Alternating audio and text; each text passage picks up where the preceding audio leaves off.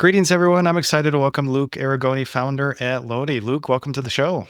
I'm happy to be here. Thanks for having me, Ben. Yeah, great to have you here. Looking forward to this. So let's kick this off. Tell us a little bit about your background.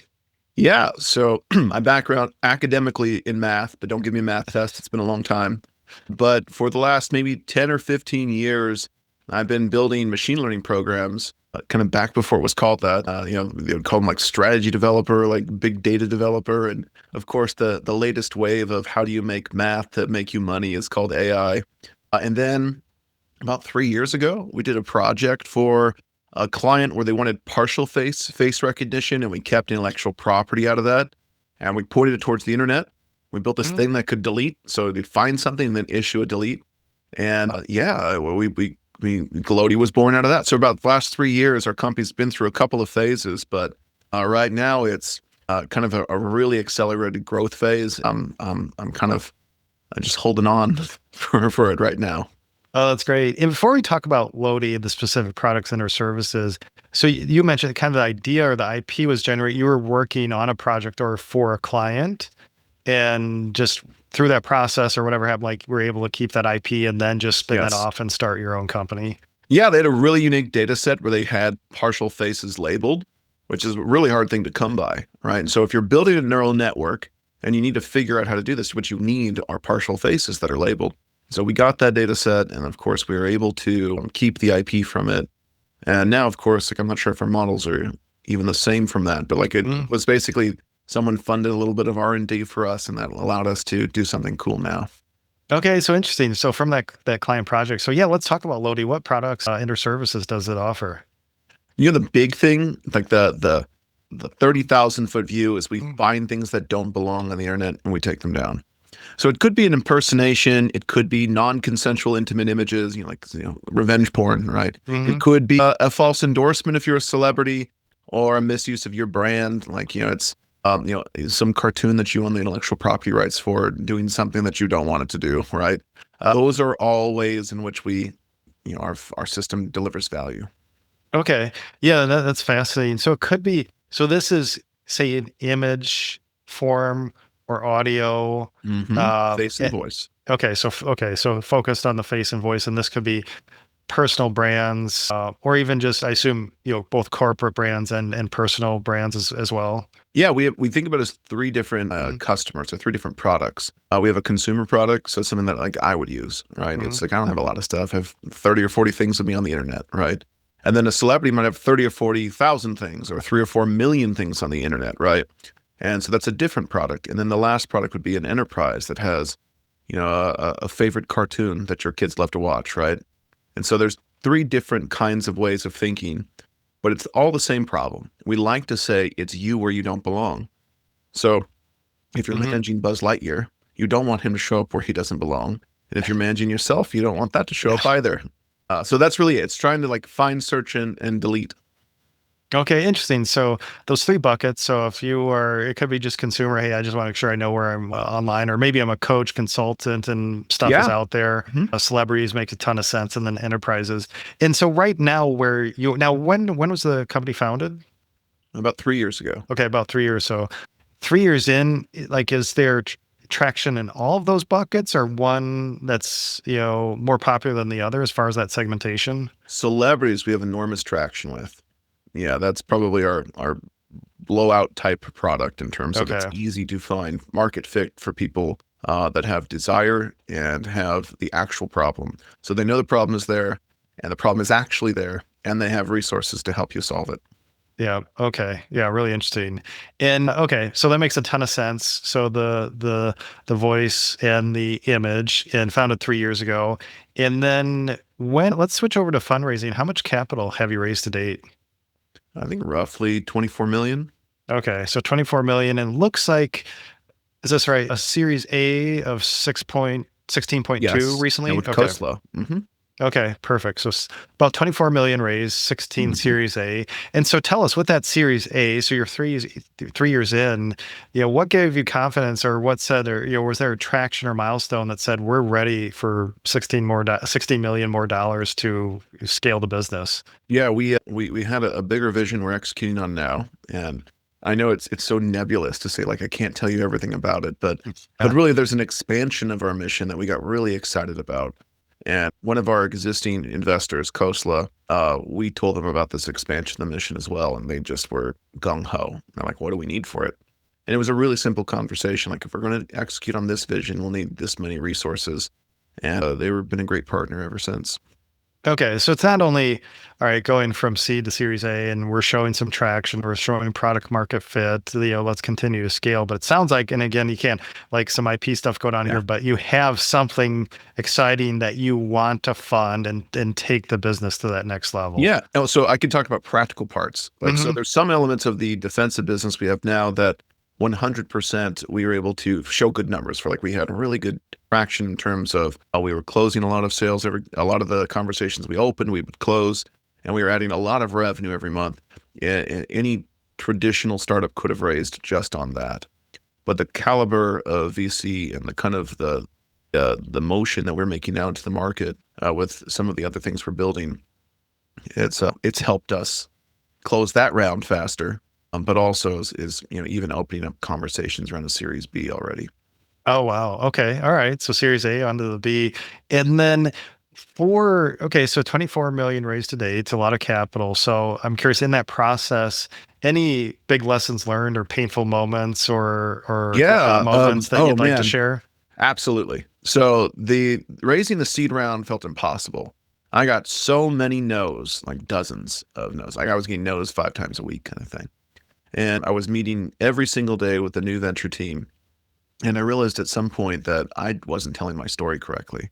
Like, I was telling a story, and I came from like a bootstrapped consulting world. And so I pitched like a bootstrap consultant, right? Like, hey, this is practical. This is what the world looks like. This is what our next steps will be. And I realized that if you go for after venture, they actually want you to tell them your crazy idea, right? And so I wasn't doing that. I was really trying to be very practical. Like, these are the next steps. This is how your money will get used. And I felt like this was such a tangible way to raise money, right? It's like if someone asked me for money, how I would want them to interact with me. And I just missed the boat. That's not it at all. People that have those practical plans, they don't raise venture capital. You just stick to what you're doing, right? And so I guess my advice comes with caution as well, which is you might not need venture capital. And if I really wanted to execute on the plan I was initially selling and got no's for, I wouldn't have needed venture capital either. Until I really started talking about, like, okay, so this is why I actually need it. There's like a much bigger thing we're going after, and I'm going to tell you about it. It sounds a little crazy, but it's not crazy to me, and I'll tell you exactly why I have conviction. Not just like I have an idea and I know it'll work, but like there's these elements in the market can show you, and you can see with me, and we can make choices together on, do we both see the same thing? And so I would say anyone that is fundraising, one, make sure you need to fundraise. I bootstrapped for a consultancy for 10 years and never needed a VC, and that was good. There was nothing wrong with that. But if you are going to raise, make sure that you are telling the correct story, which is a story about a bigger vision that does require capital partners over multiple rounds, that requires access to markets you may not have. You need to have something in mind so that when you sit with them and you tell them, hey, I'm not asking you to grow my small business. You're saying, look, there's like $100 billion opportunity. I have a path. I have an idea of how to get there. And then the conversation goes not from a, oh, this sounds good, but no. It goes to, okay, let's talk more about how we get to a yes. They want you to drive them on that narrative. But you have to be able to communicate what that vision is, and it has to be practical, which sounds insane too. It's like there's a big vision, but there has to be steps to get to it. Mm-hmm. And if anyone does raise, just make sure that you have that story ready to go. Like, what's the big vision and how do you plan to get to it? It can't just be your thoughts shooting from the hip. How do you develop conviction with investors? Like, what are the things that are important? There'll be quantitative things, like you will have to close sales on another item, right? Or you'll have to bring X number of people to the table to broker some kind of deal. But yeah, making sure you're able to communicate that larger vision will be really important. Well, I appreciate that insight, because we know telling the story is so important, but I like how you distilled that, where maybe based on your background and training, thought, hey, practical, very logical way to present this. But again, yeah, like you said, they want to hear that big idea. Maybe that's maybe not part of your normal way of thinking. So absolutely. I would, if someone came to me asking me for money and they're like, hey, Luke, the way I'm going to pay you back is I'm going to go conquer an entire market that no one's ever heard of before. I'd be like, can I just get $100 a month? Like, can you just can you do me like the practical, right? And it's because I'm not a VC, right? Like I don't think like that, right? And there's reasons why they sit in the seats they sit in. And so I guess really the thing is make sure you're telling the story that is compatible with the listener and not the story that you think you want to hear. Yeah, great advice, great insight there from experience. So, Luke, let's switch over to your go-to-market side, because this, I think, is really interesting to me to learn a little bit more here, because celebrities, consumers, enterprise, it's like, I don't know if some are just like Googling this, or like you said, they know they have a problem, but like, well, how do we solve this? So tell us how you're finding your those three buckets. So consumers, it's more of a market awareness place. We have a really great press team that's helped us over the years. And then we also, for celebrities, we have great partnerships in Los Angeles. We have some of the top entertainment agencies on earth that work hand in hand with us to help develop the product and develop how we offer it to their clients. They're very much partners in the sense that I'm able to go to them and say, look, there's only 2 or 3 of you. There's only so many customers I have. I'm not going to BS you. I'm going to tell you there's things that you need from me and you need to be direct about them, and then I'm going to build them for you. Unless I can't afford to build them, and then you need to help me contain the conversation, right? And so when you have a market that's so monopolized by so few players, the sales conversations become really interesting, and distribution becomes really fascinating, because distribution basically is a gift and a curse. It's like, hey, there's 3 companies that'll basically distribute you to 70% of the market. Or there's 3 companies that'll blackball you and you'll never get to participate in 70% of the market. And being able to know how to navigate those conversations are difficult, and I've never been great at it. And so I have to learn as well. But I think if anyone does come into a situation like mine, which ends up being pretty unique, that there's a few people that control the whole distribution for your plan, directness is such a great approach, because they know it. And if you pretend that you have leverage where you don't, they'll ask you to leave. And if you're too much of a sycophant and you're like, I'll build everything you want, just let me know, they'll also not respect the fact that you have the capability of building something, right? So I would encourage people to think about approach and give that a lot of thought on distribution. Yeah, interesting. Probably, yeah, like you said, those conversations with the entertainment agencies a lot different than just working with the corporate marketing department, or so. Right. Yeah. But there's other things, like think about like Ingram Micro, and there's a few companies like control OEM hardware distribution. If you have that kind of problem, right, it's the same situation. If you're sitting with them, there's only like 4 or 5 of them that do all the distribution, right? You have to know your market, and you have to not try and overplay your hand.